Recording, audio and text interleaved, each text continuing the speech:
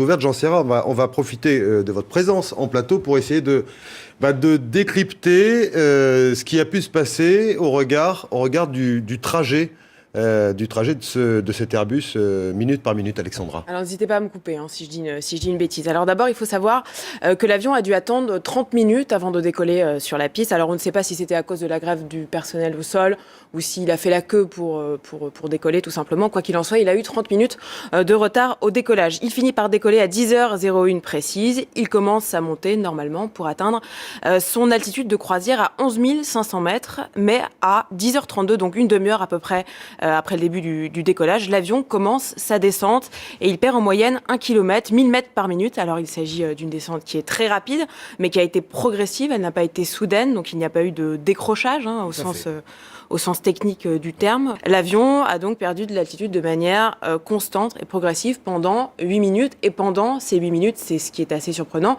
il n'y a pas eu de signal d'alerte déclenché par les pilotes, donc 0 contact. Et puis, vers 10h40, l'avion disparaît des radars à 1500 mètres d'altitude. Dernière précision, tout de même, il faut savoir que l'avion n'a pas dévié de sa trajectoire pendant cette descente, qu'il n'a pas bougé d'un iota, ce qui peut laisser penser éventuellement que le pilotage automatique était encore en marche à ce moment-là.